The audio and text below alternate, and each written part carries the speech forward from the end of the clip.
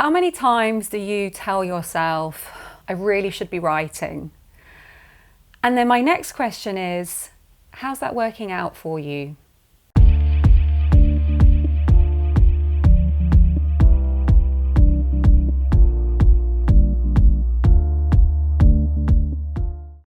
We've all had it, right? Whether it's writing, whether it's exercise, or some other really beneficial habit that you're trying to embark in and make regular in your life, this idea of I really should be ... And it's a mental pattern that we go through. Come on, get to it. I really should be. I really need to get on with this. But the second question is so important. How is that working out for you? I love pondering on stuff like this, and for me, I'm always looking at how to shift the way we think to enable us to get the results that we want. So here we are, this is a channel for writers. We're all here with some kind of writing ambition, and often that striving for that ambition begins with sitting down and getting on with the writing. And if that's not happening, we have that voice in our mind, I really should be, I ought to be getting on with this, I need to get back to my work in progress. But the fact is, if that worked, we'd only have that thought once, and we would really enjoy having that thought, and then we would get on with our writing. We wouldn't be having that thought for like half a day or 24-hour period or even longer. Sometimes we have that thought for an entire week and we're still not getting on with our writing. And often that then leads us to have this perspective that it's really hard. It's really hard to sit down and get on with our writing because we keep telling ourselves to do it, but we're not doing it. So what I want to do is open your mind to the reason that you're making it so hard is because of the very fact that you're telling yourself that you need to get around to it. What do I mean by that? When we hear in our minds, I really should be, I really need to be doing this, often that feels a little challenging, or it feels uncomfortable, or it's a thought pattern that just puts us into a very negative place.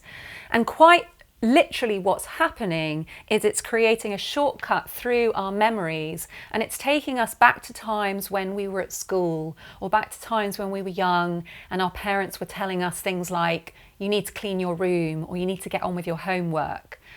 The fact is, we often did, because at that point in our lives, the repercussions for not handing in your homework on time meant you'd get detention or you'd get into trouble. And so the motivation was quite high. Even though we didn't really enjoy being told you should do this, it did actually work on some level.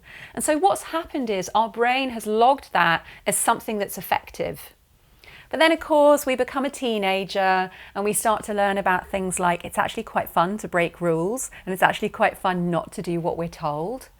And so we've learned a practice of behaviour which is to go against what that voice is telling us. But the brain didn't get the memo. The brain is still acting from that very old place of, when I tell myself to do something just like I used to get told to do something, it usually means I do it, which is why you keep hearing that voice again and again and again. Because the brain doesn't understand why it's not having the effect that it used to have. And so it keeps saying it, you should be writing, you really need to write, I really need to get on with this.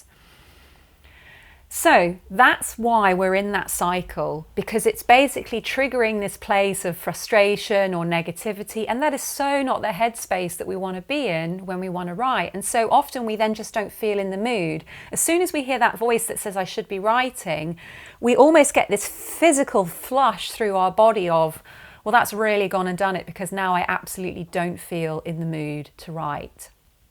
So here's a little hack, if you like. If you're hearing that voice, I really should be, I really need to be writing, it's just to, just take a pause in that moment and just reflect. Come back to this video, come back to the things that I'm talking in this video. Just remind yourself, I'm hearing a thought that's on loop.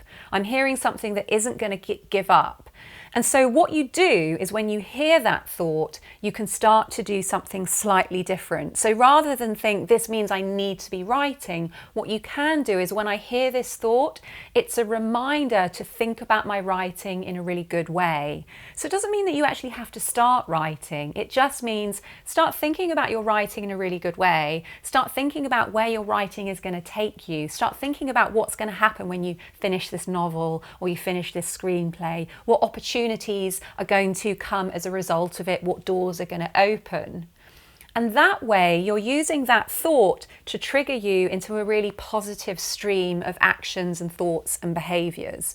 And what you'll find is once you've begun to think about finishing your book, and the book getting published and receiving a nice advance check and the ability that that's going to mean to take on less external work or less work that's to do with other things and to really focus on your writing career, you're going to actually start to feel really good about that, and you're going to feel that you're in a much more motivated place to then actually sit down and write. So you're creating a new sequence in the cycle. And that's a lot of what my work as a performance coach for writers is. Like I said, I'm always looking for ways to increase productivity. I'm looking for ways to make the whole writing process way more enjoyable, because writing is a dream life. So let's start living that dream life today. Let's start really making use of our creativity and being productive in the way that we really want.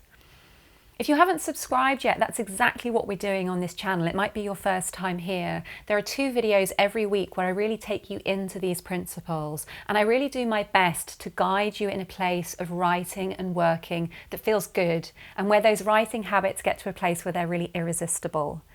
And if you want to join me on a more full-time basis, you'll find a link in the comments below, and that will take you to my private Facebook group, where we are, I would say, a growing group of ambitious writers, really committed to that future wonderful destiny where we are living a freelance career that's going to cover more than just the groceries.